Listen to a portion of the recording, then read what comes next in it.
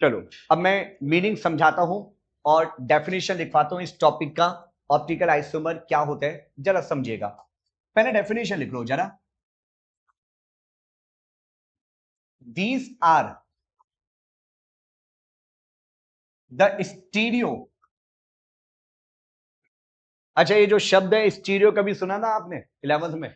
एक था स्ट्रक्चरल और एक था स्टीरियो, है ना। और जब जाए वो गेट बंद कर लो बेटा, एसी की मर्यादा खराब होती है ना। हाँ जी। These are the stereo isomers which have different nature for the rotation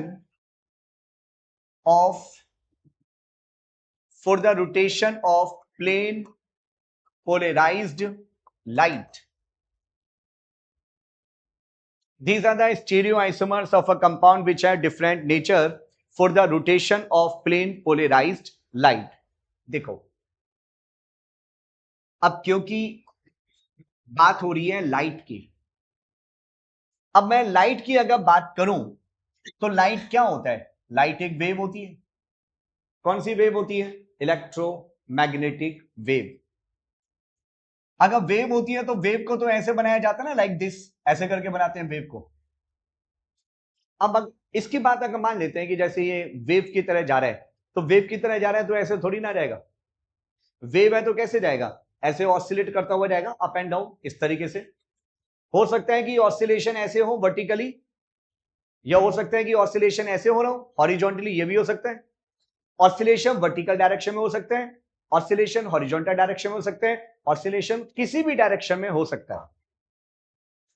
तो ऑसिलेशन के अकॉर्डिंग लाइट दो टाइप की होती है। एक होती है अनपोलराइज्ड लाइट, अनपोलराइज्ड लाइट, और एक होती है पोलराइज्ड, पोलराइज्ड एंड अनपोलराइज्ड। यार पोलराइज्ड उसे कहते हैं जिसमें लाइट का ऑसिलेशन सिर्फ एक ही डायरेक्शन में है, या तो वर्टिकल डायरेक्शन में होगा या हॉरिजॉन्टल में होगा, कोई एक डायरेक्शन होगी। और अनपोलराइज्ड उसे कहते हैं जिसमें लाइट का ऑसिलेशन वर्टिकल डायरेक्शन में भी होगा, हॉरिजॉन्टल डायरेक्शन में भी होगा, ऑब्लिक डायरेक्शन में भी होगा, सभी डायरेक्शन में होगा।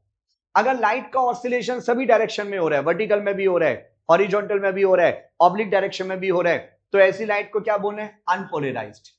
और लाइट का ऑसिलेशन सिर्फ एक ही डायरेक्शन में हो रहा है तो पोलराइज्ड। अब आपके हिसाब से अगर हमें एक्सपेरिमेंट करना है तो कौन सी लाइट ज्यादा बेस्ट है, पोलराइज्ड या अनपोलराइज्ड? अनपोलराइज्ड गलत, पोलराइज्ड। क्योंकि पोलराइज्ड में सिर्फ एक ही डायरेक्शन है तो एक्सपेरिमेंट परफेक्ट आएगा। इसमें इतनी सारी डायरेक्शन है, समझ में नहीं आएगा कि भाई कौन सी लाइट एक्सपेरिमेंट कर गई। एक ही लाइट होनी चाहिए, बहुत सारी डायरेक्शन होगी तो एक्सपेरिमेंट नहीं हो पाएगा। तो एक्सपेरिमेंट में कौन सी लाइट को यूज करना होता है? पोलराइज्ड को। अब मान लो आपके पास ये वाली लाइट है अनपोलराइज्ड और हमें उसे पोलराइज्ड बनाना है, तो हम इसको एक मशीन से पास कराते हैं, और जिस मशीन से पास कराया जाता है उसका नाम होता है निकोल प्रिज्म। कोई निकोल प्रिज्म कहता है, कोई नाइकोल प्रिज्म बोलता है, जो मर्जी बोल लो भाई।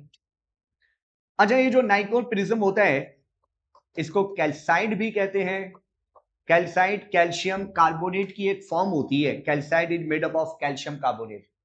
इसमें ना अरेंजमेंट कुछ ऐसा होता है कि जो आप लाइट पास करा रही है अनपोलराइज्ड, वो पोलराइज बन के निकलेगी। जैसे मान लो मैं अपने हाथ को ऐसे टाइटली दो फिंगर्स को पकड़ रहा हूं और कोई लाइट ऐसे ऑसिलेट हो रही है, तो क्या वो पास हो पाएगी? नो। जो ऐसे इसके पैरेलल होगी वही तो आर पार निकलेगी ना। बिल्कुल ऐसी कुछ एक अरेंजमेंट समझ लीजिए आप इसमें। तो ये अनपोलराइज लाइट को पोलराइज लाइट में कन्वर्ट करने की एक मशीन होती है निकोल प्रिज्म। चलो, अनपोलराइज लाइट से क्या बन गया? पोलराइज। इसको शॉर्टकट में कहते हैं पीपीएल। पीपीएल की फुल फॉर्म बताओ बच्चों। Plane polarized light. Plane polarized light PPL की फुल फॉर्म है। बच्चों को तो वो पता होगा, वो कौन सा क्रिकेट का होता है, वो आईपीएल होता है क्रिकेट में भाई साहब। देखिए, अब हमने बच्चों एक और मशीन ली। मशीन के बाद फिर मशीन। मशीन शब्द यूज कर लो, इंस्ट्रूमेंट वर्ड यूज कर लो, जो शब्द तुम्हें अच्छा लगे। मैंने इंतजार किया तुम्हारा कि तुम आ रहे होगे, पर मैंने करा था। बस ये अभी चित्रकारी जो करी है इसी के बस प्रोग्राम चला है। थोड़ा बता दूं मैंने क्या बताया। हमने लाइट ली। लाइट दो टाइप की होती है, एक होती है अनपोलराइज्ड, एक होती है पोलराइज्ड। पोलराइज्ड उसे कहते हैं जिसमें लाइट का ऑसिलेशन सिर्फ एक ही डायरेक्शन में होगा, या तो वर्टिकल होगा या हॉरिजॉन्टल। और अनपोलराइज्ड उसे कहते हैं जिसमें लाइट का ऑसिलेशन वर्टिकल भी है, हॉरिजॉन्टल भी है, इस तरीके से, उस तरीके से, हर तरीके से है। मतलब इसमें लाइट का ऑसिलेशन बहुत सारी डायरेक्शन में है और इसका अंदर लाइट का ऑसिलेशन सिर्फ एक ही डायरेक्शन में है। तो हम जो एक्सपेरिमेंट करने जा रहे हैं वो किससे करेंगे? इससे करेंगे, प्लेन पोलराइज्ड लाइट। क्या बोला मैंने? Plane polarized light. क्या होती है पोलराइज्ड लाइट? जिसमें लाइट का ऑसिलेशन सिर्फ एक ही डायरेक्शन में होता है। आगे सुनो। अब ये जो आप देख रहे हैं कंटेनर सा, इसका नाम है पोलैरीमीटर ट्यूब। ये इसका नाम है पोलैरीमीटर ट्यूब। आपने कभी बचपन में वो मैथमेटिक्स में एंगल वगैरह ड्रॉ करे होंगे, 35 डिग्री का, 90 डिग्री का, ऐसे कभी एंगल बनाए होंगे आपने। तो वो एंगल बनाने के लिए आपने एक ऐसी कोई डिवाइस यूज की थी, ऐसे करके, हिंदी में उसे डी बोलते थे, डी शेप के अंदर। इससे आपने कभी बचपन में एंगल बनाए होंगे।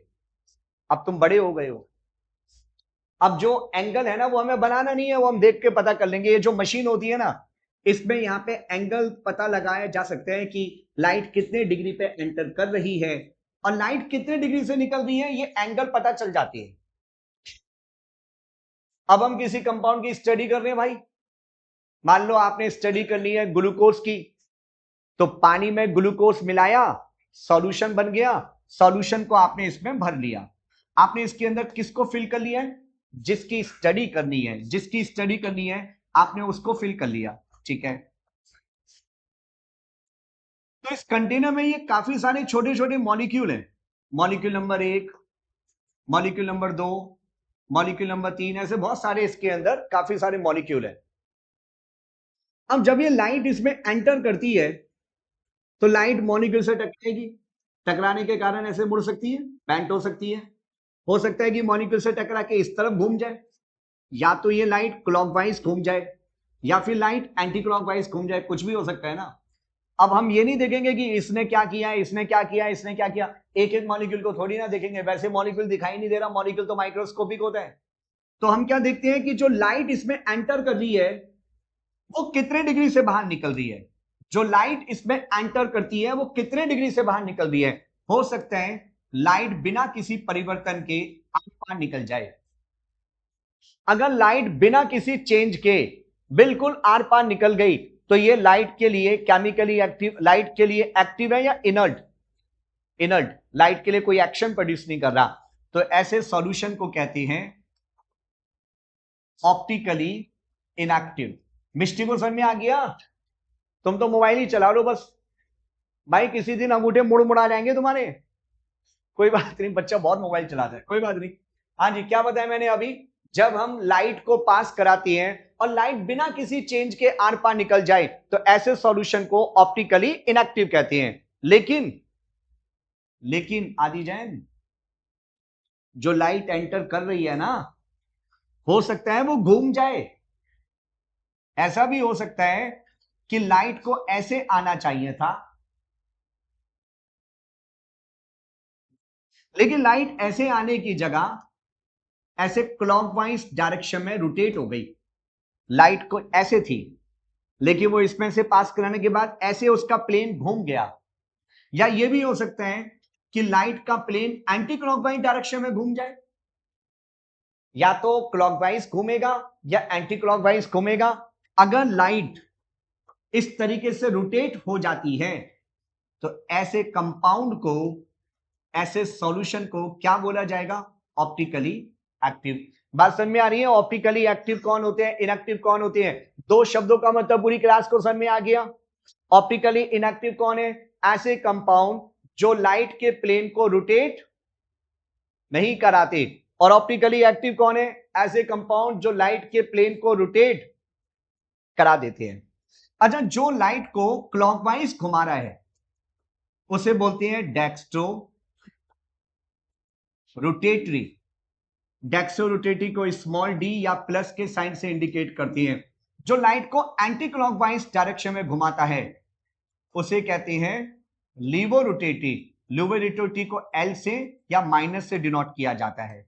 डेक्स्ट्रो रोटेटरी, लीवो रोटेटरी, ये दो शब्द हो गए। ओके, थोड़ा जल्दी से कॉपी करिएगा। तो ये 3-4 डेफिनेशन समझने के बाद आगे बढ़ते हैं। मैं इनमें से कोई भी डेफिनेशन लिखवा नहीं रहा क्योंकि मैं मान के चल रहा हूं बच्चे बहुत इंटेलिजेंट होते हैं। ऑप्टिकली इनएक्टिव की डेफिनेशन, ऐसे कंपाउंड जो प्लेन पोलराइज लाइट के प्लेन को रोटेट नहीं कराते वो कराते हैं ऑप्टिकली इनएक्टिव। ऑप्टिकली एक्टिव, ऐसे कंपाउंड जो प्लेन पोलराइज्ड लाइट के प्लेन को रोटेट करा देते हैं वो ऑप्टिकली एक्टिव है। डेक्स्ट्रो रोटेटरी, जो प्लेन पोलराइज्ड लाइट को क्लॉकवाइज घुमा देता है वो डेक्स्ट्रो रोटेटरी है। क्लियर? अच्छा, मान लो बच्चों कहीं पर ऐसे लिखा है ग्लूकोज, और ग्लूकोज के साथ ऐसे लिख दिया प्लस 52.5 डिग्री। क्या मतलब है इसका? इसका मतलब है कि ग्लूकोज डेक्स्ट्रो रोटेटरी है और वो लाइट को क्लॉकवाइज डायरेक्शन में घुमा रहा है। लेकिन अगर मान लीजिए मैंने ऐसे करके लिखा फ्रक्टोज, और फ्रक्टोज के साथ लिख दिया माइनस 92.4 डिग्री, तो इसका मतलब है कि फ्रक्टोज लाइट को एंटी क्लॉकवाइज डायरेक्शन में 92.4 डिग्री से रोटेट करा देगा। क्लियर है इतना? ठीक है। तो जिसके साथ डी आ गया या प्लस आ गया वो डेक्स्ट्रो है, और जिसके साथ एल आ गया या माइनस आ गया वो लीवो रोटेटरी है। नेक्स्ट देखो जरा। अब हमें कोई भी मॉलिक्यूल दिया गया और वो आपसे ये पूछ रहे हैं कि बताओ वो मॉलिक्यूल डेक्स्ट्रो रोटेटरी है या लीवो रोटेटरी है। तो ये बात आप बिना एक्सपेरिमेंट किए पता नहीं कर सकते। कोई भी मॉलिक्यूल डेक्स्ट्रो रोटेटरी होगा या लीवो रोटेटरी होगा, इसका पता करने के लिए एक्सपेरिमेंट करना ही पड़ेगा।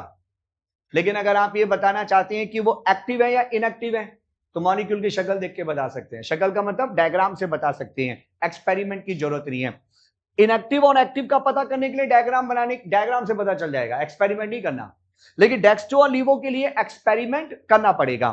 तो लिखिए जरा, condition for optical activity. Condition for optical activity. Condition for optical activity. Optical activity के लिए क्या कंडीशन होती है? ऑप्टिकल एक्टिविटी के लिए दो कंडीशन होती है। नंबर एक, एब्सेंस ऑफ सिमेट्री। सिमेट्री का मतलब होता है किसी चीज को बराबर बराबर दो पार्ट में काट देना।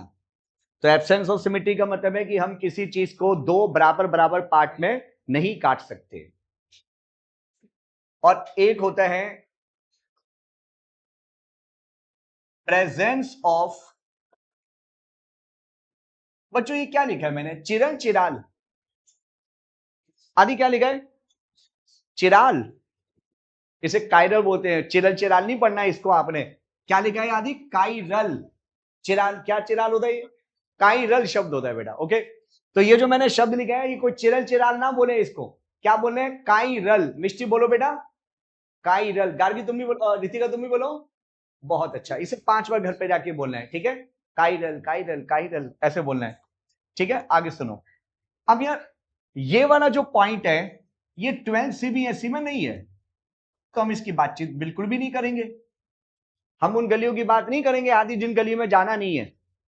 आप इसकी बातचीत जरूर करेंगे, ये तो भाई बड़ा है, पढ़ना पड़ेगा। चलो, ये क्या होता है? Carbon atom.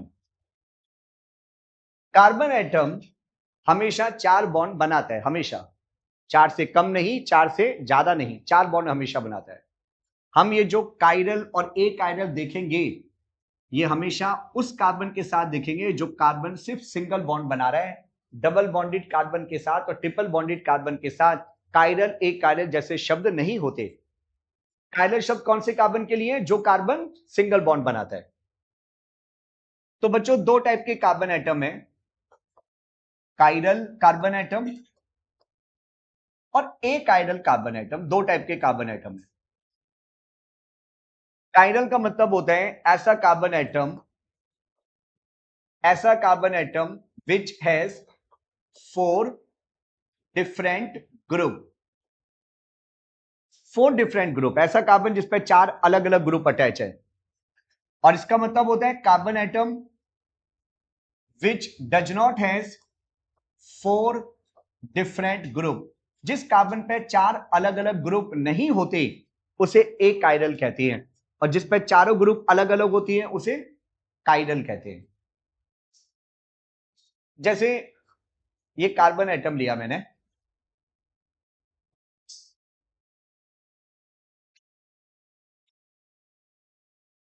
अब मैंने यहां पे लगा दिया ए बी सी और डी। देखो मैंने ना ग्रुप शब्द बोला है, मैंने एटम शब्द नहीं बोला। मैंने इस कार्बन के साथ एक तो बी लगा है, एक ए लगा है, एक डी लगा है, एक सी लगा है। तो क्या इस कार्बन के साथ ये चारों के चारों सेम है या अलग अलग है? चारों अलग अलग है। तो ये वाला कार्बन एटम क्या कहलाएगा? कायरल। और जो कायरल कार्बन होता है उसे एसिमेट्रिक कार्बन भी कहते हैं, क्योंकि सिमेट्री थोड़ी ना है, सेम नहीं है ना। सेम होता तो सिमेट्रिक बोलते, डिफरेंट है, एसिमेट्रिक कहते हैं। और जिसमें कायरल कार्बन एटम होता है वो मॉलिक्यूल ऑप्टिकली एक्टिव होता है। जिसमें सिर्फ एक कायरल कार्बन है, ओनली वन, वो तो 100% ऑप्टिकली एक्टिव होगा। लेकिन जिसमें एक से ज्यादा कायरल कार्बन आ जाए, 2 आ जाए, 3 आ जाए, 4 आ जाए, उसमें फिर हमें यह भी देखना पड़ जाता है सिमेट्री वाला पॉइंट। तो 12th में अगर सिर्फ एक ही कायरल कार्बन एटम नजर आ गया, 12th में क्या कहीं भी पूरी दुनिया में एक ही कायरल कार्बन नजर आ गया, तो वो तो ऑप्टिकली एक्टिव होगा ही होगा, सिर्फ एक कायरल कार्बन वाला। एक कायरल का मतलब है कि जिसमें ये कंडीशन ना हो, मतलब चारों के चारों ग्रुप डिफरेंट ना हो, 4 में से 2 सेम हो जाए, 4 में से 3 सेम हो जाए, या चारों ही सेम हो जाए। जैसे 4 में से कोई 2 ग्रुप सेम हो गए, तो ऐसे कंपाउंड को हम क्या बोलेंगे? ऐसे कार्बन को अकायरल। और जो अकायरल कार्बन होता है उसे हम सिमेट्रिक कार्बन भी कहते हैं। और जिसके अंदर सिमेट्री है उसको हम क्या बोलेंगे? Optically inactive. वो लाइट को रोटेट नहीं करा पाएगा। आगे बात समझ में? कायरल कार्बन कौन होता है, अकायरल कौन होता है, अभी ज्यादा समझ में नहीं आया होगा। क्वेश्चन देता हूं, क्वेश्चन से पता चलेगा। बच्चा ऐसे बोल देता आ गया समझ में, नहीं आता समझ में। थोड़ा जल्दी बनाओ फटाफट।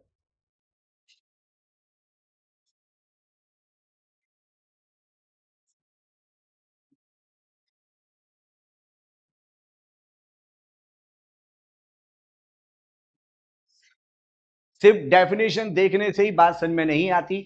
क्वेश्चन लेते हैं, क्वेश्चन से कायरल और एक कायरल का मतलब समझते हैं। तो लिखो सवाल, number of chiral carbon atom इन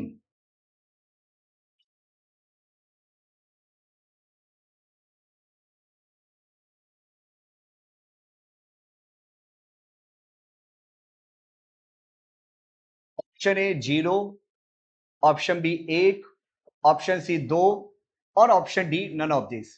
बताओ इस मॉलिक्यूल में कितने कायरल कार्बन एटम है? ऐसे कौन से कार्बन है, ऐसे कितने कार्बन है जिसपे 4 अलग अलग ग्रुप अटैच है? बच्चों अगर मैं CH2 लिखता हूं तो ये कार्बन कभी कायरल नहीं हो सकता, क्योंकि इस कार्बन के ऊपर 2 हाइड्रोजन तो सेम हो गए ना, है ना। और अगर मान लो मैंने कभी CH3 लिखा तो ये भी कभी कायरल नहीं हो सकता, क्योंकि CH3 का मतलब तो यार उस पर 3 हाइड्रोजन सेम हो गए। तो CH2 और CH3 तो कभी कायरल हो ही नहीं सकता। अब आप लोग सोचिए इसमें से कौन कौन से कार्बन। हाँ जी, आप सारे बच्चे अपने अपने आंसर बताएं। आप में से कितने बच्चे कह रहे हैं कि इसका आंसर है ए फॉर एप्पल?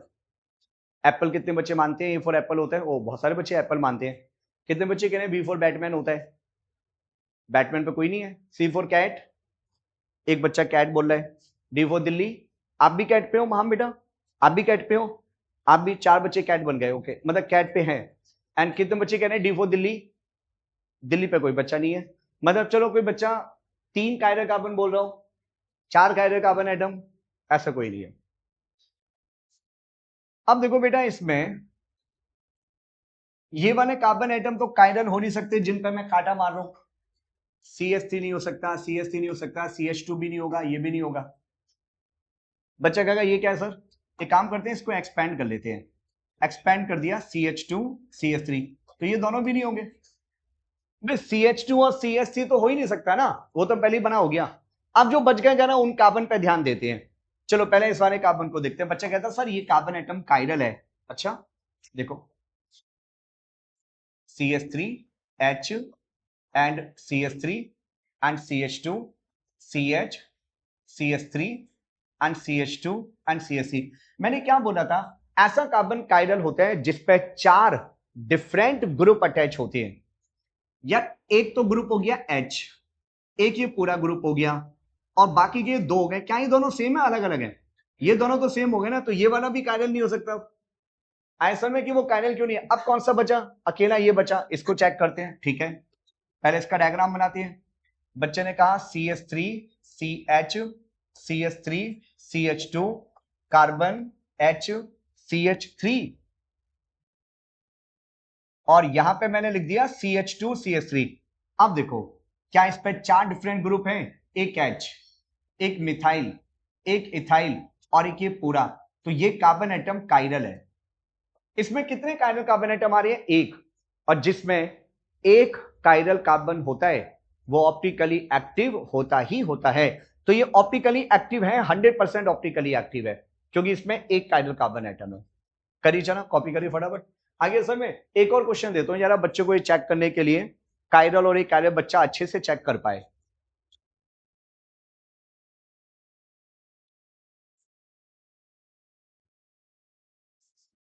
कर लिए बच्चों? करो फटाफट लिखो। अगला सवाल लेते हैं। अच्छा, कायरल कार्बन एटम का एक क्वेश्चन और दे रहा हूं। क्वेश्चन है नंबर ऑफ, आदि कौन से कार्बन है? Chiral carbon. अच्छा, number of chiral carbon in glucose. अब पहली बात तो भाई ग्लूकोज दिखता कैसा है? ग्लूकोज का चित्र बनाना सिखाता हूं, हमारे सिलेबस में है, बायोमोलिक्यूल चैप्टर में। बच्चों ग्लूकोज में 1 2 3 4 5 6 कार्बन होते हैं। ग्लूकोज में पहला कार्बन एल्डिहाइड का होता है, और ग्लूकोज में आखिरी कार्बन शराब का होता है। ग्लूकोज में शुरुआत एल्डिहाइड, अंत शराब, और बाकी सारे कार्बन भी शराब के हैं। बाकी सारे कार्बन भी शराब है, और शराब राइट है। शराब राइट है, इसका मतलब अल्कोहल के जो मौलिक ग्रुप हैं वो सारे के सारे राइट हैंड साइड में है। अल्कोहल के जो OH ग्रुप हैं वो सारे के सारे राइट हैंड साइड में है, लेकिन तीसरे नंबर के कार्बन का OH लेफ्ट में है। हर कार्बन पे OH कहां बनाना है? राइट में। लेकिन 3 तिगाड़ा काम बिगाड़ा, कभी सुना होगा शायद आप लोगों ने, ऐसा होता है। तो तीसरे नंबर का जो है OH वो आपने उल्टे हैंड पे बनाना है, याद करने के लिए बता रहा हूं बस। बाकी सारे के सारे जो पॉइंट बच गए वहां पे H है। तो समझ में आ गया ग्लूकोज का चित्र कैसा होता है। अब आपको बताना है इसमें कितने कायरल कार्बन एटम है। ये वाला तो हो नहीं सकता क्योंकि ये CH2 हो गया। अब ये वाला क्यों नहीं हो सकता? पहले वाला क्यों नहीं हो सकता? क्योंकि ये कार्बन डबल बॉन्ड से जुड़ा है, और मैंने पहले ही बोल दिया है डबल बॉन्ड वाले नहीं होते हैं, ट्रिपल बॉन्ड वाले नहीं होते, सिर्फ सिंगल बॉन्ड वाले होते हैं। अब पूरी बुद्धि लगा दो, अपने दिमाग का निचोड़ बता दो, कितने कायरल कार्बन एटम है? जल्दी सोचो। पता नहीं? हाँ जी, ओके। सैगल साहब आप क्या बता रहे हैं? इसमें ये वाले तो कायरल कार्बन एटम नहीं है, पहला वाला और लास्ट वाला तो नहीं है, तो उसकी तो कोई बात ना करे यार, है ना। अब जरा यहां से चेक करते हैं, इस वाले को देखते हैं। क्या इस पर 4 डिफरेंट ग्रुप हैं? हाँ, एक ये रहा CHO, एक ये OH, और एक ये 3, और एक ये पूरा। अब बताओ ये चारों सेम है अलग अलग है? तो हो गया ये वाला कार्बन एटम कायरल। ऐसे अब जरा इसको देखो, इस पे एक H हो गया, एक OH हो गया, एक ये वाला ग्रुप हो जाएगा, और एक ये नीचे वाला, ये भी तो डिफरेंट आ रहे हैं। तो 4 कायरल कार्बन एटम है, एक ये वाला, एक ये वाला 2, एक ये वाला 3, एक ये वाला 4। इसमें 4 कायरल कार्बन एटम है ग्लूकोज में। आपको देखना है कि चारों ग्रुप डिफरेंट होने चाहिए। तो ग्लूकोज मॉलिक्यूल में 4 कायरल कार्बन एटम होते हैं। चलिए, कायरल शब्द का मीनिंग सबको समझ में आ चुका होगा। अब हम अगली डेफिनेशन की तरफ बढ़ते हैं। हमने टॉपिक शुरू किया था optical isomer, optical isomer topic शुरू किया था और हमने शुरुआत की थी जो लाइट को रोटेट करा देते हैं वो ऑप्टिकली एक्टिव हैं, जो नहीं करा पाते वो ऑप्टिकली इनएक्टिव हैं। उसमें भी दो बड़े, डेक्स्टो और लीवो। डेक्स्टो रोटेटरी का, लीवो रोटेटरी का पता करने के लिए एक्सपेरिमेंट करना पड़ेगा, लेकिन एक्टिव है या नहीं इसके लिए एक्सपेरिमेंट की जरूरत नहीं होती है। राइट, नेक्स्ट जरा आते हैं, डेफिनेशन लिखो, एनेंशियोमर्स, और एनेंशियोमर्स की डेफिनेशन लिखो, a pair of non-superimposable mirror image are called as enantiomers. A pair of the non-superimposable mirror image are called as enantiomers. मतलब समझो, आप सबने अपने आप को कभी शीशे के सामने देखा है? हर रोज देखा होगा, कई बार देखा होगा। आपने कभी महसूस किया है, कभी फील किया है कि आप शीशे के सामने खड़े होकर ऐसे करते हो, तो तुम्हें लग रहा होगा कि वो सीधा हाथ नहीं उठा रहा। अगर आपने सीधा उठाया तो आपको लगेगा कि वो उल्टा उठा रहा है। आपने लेफ्ट हैंड को उठाया तो आपको लगेगा कि वो राइट उठा रहा है। बात समझ में नहीं, दोबारा समझाता हूं बच्चों। जैसे अंग्रेजी भाषा का एक लेटर है ए, पहला लेटर ए फॉर एप्पल। अब इसके आपने मिरर रखा है इसके सामने, इसको मिरर में देखने जा रहे हैं कि भाई मिरर में कैसे दिख रहा है। जैसे ये मेरा हाथ है, इसके सामने यहां मिरर इधर रखा, तो मिरर में वो कैसे दिखाई देगा? अगर मैं इसको मिरर के सामने देखता हूं तो मिरर में ये ऐसे दिखाई देगा। लेकिन अगर मैं आपसे कहूं कि आप मिरर में इसको देख के बताना ये कैसे दिखेगा, तो मिरर में ये ऐसे दिखाई देगा। कभी सोचा है कि एम्बुलेंस के ऊपर एम्बुलेंस उल्टा लिखा होता है ताकि हमारे भारत समाज को ये शिक्षा मिले कि जो एम्बुलेंस के आगे चल रहा है चौड़ा होके, उसके शीशे में दिख जाए कि भाई एम्बुलेंस लिखा हुआ है, सीधा मिरर में सीधा दिखाई दे और साइड हो जाए। पर यहां कोई साइड नहीं होता। कभी भी देखना भाई साहब एम्बुलेंस के आगे आगे खड़े होता है, क्या पागल दुनिया है यार। खैर, तो वेल, मिरर के सामने कोई कैसे दिखाई देगा सबको थोड़ा बहुत आइडिया हो रहा है। एक बार और समझाने की कोशिश करता हूं। आप सबको मेरा नाम तो पता ही है यार, फेमस है।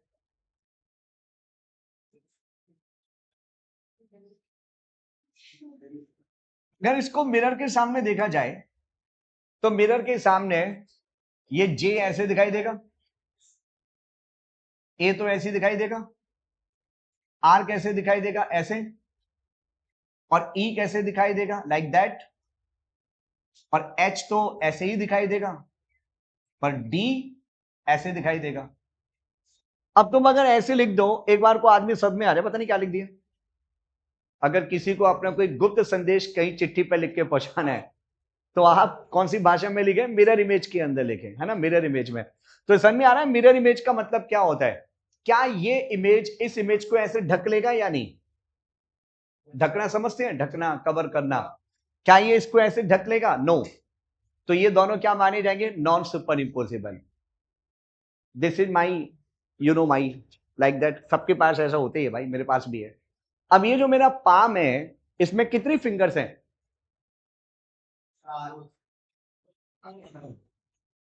इसमें कितनी, हिंदी में बोलते हैं कितनी अंगुलियां हैं, अंगुलियां उंगलियां जो भी बोलते हैं। चार। एक तो अंगूठा होता है ना। वेल, अब इसके सामने यहां पे मिरर रखा आपने, मिरर। अब मिरर के सामने जब आप इसको देखेंगे तो वो ऐसे दिखाई देगा, ऐसे या ऐसे, ऐसे, कैसे कैसे दिखाई देगा? अब या अब या अब, ऐसे दिखाई देगा ना। अब मैं इसको अगर ऐसे रख रहा हूं तो क्या ये कवर कर रहे हैं एक दूसरे को? नो। तो ये क्या है? Non super impossible. आप अपनी बॉडी को बीच में से काटो, असल में नहीं काटना, सोचना है, बस इमेजिन करना है। अगर आपकी बॉडी को बीच में से काटता हुआ कोई शीशा आर पार रखा जाए तो इस कान की ये कान मिरर इमेज होगी? बिल्कुल है। प्रकृति ने हमारे को लेटरल इन्वर्जन से बनाया है। और एक बात सुनो, आप कहोगे सर हम ये जो टॉपिक पढ़ रहे हैं मिरर इमेजेस की, हमें क्या लाइफ में जरूरत पड़ रही है? भाई साहब, जो दवाइयां बनाई जाती हैं वो ये देख के बनाई जाती हैं कि वो दवाई हमारे बैक्टीरिया के साथ तभी फिट होगी जब वो उसकी मिरर इमेज हो, वरना फिट नहीं हो पाएगी। बहुत बड़ी बात होती है, पढ़ना पड़ता है सारा का सारा। आपको पता है संतरे की स्मेल और नींबू की स्मेल, संतरे और नींबू की स्मेल सेम है अलग अलग है? अलग है ना भाई, संतरा नींबू दोनों की स्मेल अलग अलग है, लेकिन दोनों में केमिकल एक ही है, लेकिन दोनों एक दूसरे की मिरर इमेज है। तो मिरर इमेज होने से देखो कैसा नेचर ही बदल गया, एक नींबू की स्मेल बन गया, एक संतरे की स्मेल बन गया। वेल कोई बात नहीं, फिलहाल मुद्दे पे आते हैं। तो इस समझ में आ रहा है नॉन सुपर इंपोजिबल का मतलब क्या है? जो एक दूसरे को सुपर इंपोज ना करे वो नॉन सुपर इंपोजिबल है। अगर मैं कार्बन एटम के साथ फ्लोरीन, क्लोरीन और इस तरीके से कोई स्ट्रक्चर बना रहा हूं, या मैंने चलो ब्रोमीन को लगा दिया, ऐसे जो डायग्राम होते हैं 3D वाले, इन्हें कहते हैं वेज एंड डैश स्ट्रक्चर। क्या नाम दिया मैंने? वेज, इसको वेज कहते हैं, wedge and dash structure, wedge and dash structure. ठीक है आदि, वेज एंड डैश स्ट्रक्चर। ये वाला वेज है, ये वाला डैश है। जो वेज वाला होता है वो ऑब्जर्वर से बाहर की साइड आ रहा है, और जो डैश वाला है वो बोर्ड से पीछे की साइड जा रहा है। 3D स्ट्रक्चर होती है। अब इसको अगर मिरर के सामने रखा जाए तो मिरर के सामने ये आपको कैसा दिखाई देगा? आप लोग इसका डायग्राम बना सकते हैं, मिरर के सामने ये कैसे दिखाई देगा? इसका डायग्राम कैसे बनेंगे? ऐसे, कार्बन या फ्लोरीन तो ऊपर की साइड ही दिखाई देगा। अब कोई बच्चा ये ना कहे कि सर फ्लोरीन को ऐसे बनाओ। अबे भाई एटम है वो, लेटर थोड़ी ना है, ऐसे मत करना। एक स्कूल की मैडम ने ऐसे बोल दिया, भाई साहब आदमी दहशत में, क्या भाई साहब, ऐसे नहीं होता, उसको ऐसे ही बनाना है। एटम तो एटम ही होता है, एटम कोई वो लेटर थोड़ी ना है। अच्छा, ये जो क्लोरीन है इसको इस साइड बना के दिखाएंगे आप, और ब्रोमीन को आप इस साइड बनाएंगे इस तरीके से, और हाइड्रोजन आपका इधर जाएगा, हैश, सॉरी हैश कह रहा हूं, dash, veg dash veg dash. क्या ये स्ट्रक्चर एक दूसरे को ढक लेंगे? नहीं। जो स्ट्रक्चर एक दूसरे को कवर करते हैं वो होते हैं सुपर इंपोजिबल, और जो कवर नहीं करते वो नॉन सुपर इंपोजिबल। तो ये दोनों एक दूसरे के कौन है? इनैंशियोमर्स। जो स्ट्रक्चर एक दूसरे की मिरर इमेज हो और एक दूसरे को कवर नहीं करते वो इनैंशियोमर्स कहलाते हैं। अगर एक डेक्स्ट्रो है तो दूसरा वाला लीवो होगा, ऑटोमेटिकली फिक्स है। पहला वाला लीवो है तो दूसरा वाला डेक्स्ट्रो होगा, पर डेक्स्ट्रो कौन है, लीवो कौन है, इसके लिए एक्सपेरिमेंट करना पड़ेगा। इधर समझ में आ गया? ऑप्टिकली एक्टिव कैसे पता चलता है? जिसके अंदर कार्बन पे 4 डिफरेंट ग्रुप है वो ऑप्टिकली एक्टिव होता है, और उसकी मिरर इमेज हमेशा क्या होती है? Superimposable, non superimposable? Non superimposable होती है हमेशा। क्लियर है? ठीक है, आगे बढ़ते हैं। अगली डेफिनेशन जल्दी लिखिए, फटाफट बनाओ। वो 2D स्ट्रक्चर होती है, ये 3D स्ट्रक्चर है ना। सी सौ वगैरह पे अभी हमने कहा, सी सौ कहां से आ गया? वो ऐसा 4 मॉलिक्यूल था, कहां तुम, कहां को कहां जोड़ रहे हो यार? हाँ कंफ्यूज हो गए तुम, सही बात है। हाँ वो फीचर प्रोजेक्शन स्ट्रक्चर था। हाँ जी, हाँ जी, हाँ जी। लेकिन उसमें ना मैंने कार्बन दिखाए थे, कार्बन को दिखाया नहीं जाता, हॉरिजॉन्टल वर्टिकल लाइन बनाते हैं बस। टेंशन मत लो, बायोमोलिक्यूल चैप्टर में आएगा। ओहो, ठीक है, बायो स्टूडेंट हो। आगे बढ़े बच्चों, समय लिख लिया? ठीक है, अगली डेफिनेशन। ओ अच्छा, ये जो डेफिनेशन है एनानिमर्स की, सीबीएसई 2004 में भी आई थी, 2006 में भी आई थी, शायद 12 में भी आई थी। 3-4 बार ये क्वेश्चन आ चुका है एनानिमर्स की डेफिनेशन, इसकी डेफिनेशन लिखने के लिए। फिर अगली डेफिनेशन लिखो,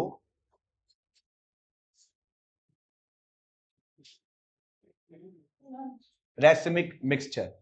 SN1 SN2 के पॉइंट लिखे थे, SN1 SN2 के पॉइंट में ये एक डिफरेंस आया था कि SN1 में रेसिमिक मिक्सचर बनता है और SN2 में नहीं बनता, एक ऐसा पॉइंट आया था। हम इसके लिए ना एक और शब्द यूज करते हैं, और वो शब्द है external compensation. External compensation, compensate का मतलब क्या होता है? भरपाई करना, है ना। किसी का तुमने जितना नुकसान किया उतना ही बराबर हर्जाना भरना पड़ता है, कंपेंसेट करना। या साइंस में कंपेंसेशन का मतलब है ऐसा पॉइंट जहां पे दो अपोजिट रिएक्शन एक दूसरे के बराबर हो जाए, ऐसा पॉइंट जहां पे दो अपोजिट रिएक्शन एक दूसरे के बराबर हो जाए। जैसे हमने एक बर्तन में किसी कंपाउंड की डेक्स्टो और उसी कंपाउंड की लीवो फॉर्म को मिक्स कर लिया। अच्छा, जिसका डेक्स्टो लिया है उसी का लीवो, ऐसा नहीं कि डेक्स्टो ग्लूकोज का ले लिया लीवो फ्रक्टोज का ले लिया, नहीं भाई, डेक्स्टो ग्लूकोज का है तो लीवो भी ग्लूकोज का, डेक्स्टो फ्रक्टोज का है तो लीवो भी फ्रक्टोज का। एक ही मॉलिक्यूल की डेक्स्टो और लीवो लिया और दोनों बराबर बराबर, मतलब 50% डेक्स्टो एंड 50% लीवो। अगर डेक्स्टो लीवो दोनों बराबर बराबर लिए जाती है, 50% डेक्स्टो एंड 50% लीवो दोनों को बराबर बराबर लिया जाता है, मतलब डेक्स्टो और लीवो आप 1:1 की रेशो में ले रहे हो, तो ऐसे मिक्सचर को रेसमिक मिक्सचर कहा जाता है। मैं इसमें से प्लेन पोलराइज्ड लाइट को पास करा रहा हूं, भूल गए प्लेन पोलराइज्ड लाइट कौन थी? ऐसी लाइट जिसमें लाइट का ऑसिलेशन बस एक ही डायरेक्शन में होता है, वो प्लेन पोलराइज्ड होती है। जैसे मैं प्लेन पोलराइज्ड लाइट को पास कराता हूं तो डेक्स्टो वाला लाइट को क्लॉकवाइज घुमाएगा और लीवो वाला एंटी क्लॉकवाइज घुमाएगा ना। मान लो कि डेक्स्टो वाले ने 20 डिग्री से घुमा दिया क्लॉकवाइज, तो लीवो वाला 20 डिग्री वापस घुमा देगा एंटी क्लॉकवाइज, तो ओवरऑल रोटेशन तो 0 होगा। आपने लाइट पास कराई, जितने डिग्री से डेक्स्टो वाले ने घुमाया उतने ही डिग्री से लीवो वाले ने वापस घुमा दिया, तो ओवरऑल तो कोई रोटेशन हुआ ही नहीं, और ओवरऑल रोटेशन नहीं हुआ तो optically active optically inactive, optically inactive. तो रेसमिक मिक्सचर का नेचर कैसा होता है? Optically inactive. अभी तो कोई दहशत मन में समझ में आ गया, मतलब सबको क्या बताया मैंने, ऑप्टिकली इनएक्टिव होता है रेसमिक मिक्सचर। हम इसको कंपेंसेशन क्यों बोल रहे हैं? क्योंकि डेक्स्टो लीवो दोनों अपोजिट हैं और बराबर हैं। और एक्सटर्नल क्यों बोल रहे हैं? क्योंकि बाहर से मिलाया है इसलिए बोल रहे हैं। डेफिनेशन लिख रहा हूं, डेफिनेशन लिख लेना। हाँ, अगर डेक्स्टो ग्लूकोज का है और लीवो फ्रक्टोज का है तो रेसिन मिक्सचर नहीं बन पाएगा, ठीक है? अरे मिरर इमेज होगा, क्यों नहीं होगा? मिरर इमेज अभी बताई नहीं मैंने आपको, अगर ये कंपाउंड डेक्स्टो है तो ये लीवो हो गया, प्रैक्टिकली ही है ये कोई थ्योरेटिकली नहीं है। हाँ जी, मॉलिक्यूल का अरेंजमेंट अपोजिट डायरेक्शन में होता है। अभी तो मैंने आपको समझाया कि ई और एफ एक दूसरे के लिए कैसे फिक्स होगा। जैसे आपका ये हाथ है, इस हाथ के लिए एक ग्लव्स, उल्टे हाथ का ग्लव्स, क्या आपका सीधा हाथ उल्टे हाथ के ग्लव्स में फिट हो जाएगा? है ना प्रैक्टिकली या नहीं है? बिल्कुल ऐसा ही मॉलिक्यूल के साथ भी हो रहा है, मिरर इमेज बननी है, बिल्कुल याद रखना। सुनिए, इसकी डेफिनेशन लिखिए। A mixture which contain dextro and levo form of a compound in 1:1 ratio is called as racemic mixture. A mixture which contains dextro and levo form of a compound in 1:1 ratio is called as racemic mixture, और this is optically inactive। ये optically inactive होता है, ये तो simple सी बात है। फटाफट लिखिए। तो गौरव काफी साइंटिफिक वे में सोच रहे हैं आज। हाँ, कभी नहीं करेगा, हमेशा। अगर ये दोनों बराबर बराबर हैं तो लाइट में कोई परिवर्तन नहीं होगा। हाँ, अगर ये 60% है, ये 40% है, तो फिर लाइट ओवरऑल कहां घूमेगी? डेक्स्टो में, क्योंकि डेक्स्टो ज्यादा है। अगर मान लो डेक्स्टो 60 हो गया, सॉरी लीवो 60 हो गया और ये 40 हो गया, तो लाइट कहां घूम जाएगी? एंटी क्लॉकवाइज में घूम जाएगी। ठीक है, आगे बढ़ते हैं। बच्चों ने काफी वैज्ञानिक तौर से सोचा है। हम अगली डेफिनेशन पे आते हैं। Retention and inversion. इन्वर्जन का मतलब होता है किसी चीज को उल्टा कर दो, 180 डिग्री से घुमा दो। और रिटेंशन का मतलब होता है भाई अपने बिहेवियर को बरकरार रखना, रिटेंशन कर जाता है। आप जब कोई रिएक्शन कराते हो तो रिएक्शन कहने से मतलब है कि कोई रिएक्टेंट होगा और रिएक्टेंट से कोई प्रोडक्ट बन रहा होगा।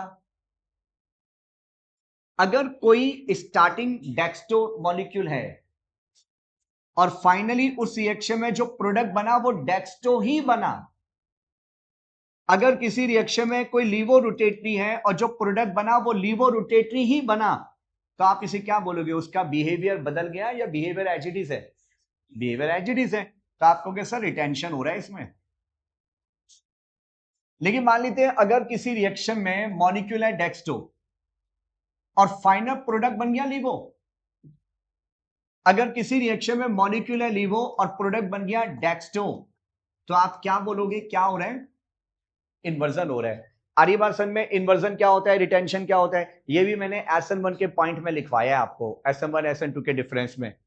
तो ऐसी रिएक्शन जिसमें मॉलिक्यूल का कॉन्फ़िगरेशन ना बदले उसे कहता है रिटेंशन। ऐसी रिएक्शन जिसमें मॉलिक्यूल का कॉन्फ़िगरेशन बदल जाए उसे क्या बोलते हैं? इन्वर्जन कहते हैं। क्लियर है? डेफिनेशन अगली क्लास में लिखूंगा। आज के लिए गुड नाइट, अपना ध्यान रखना।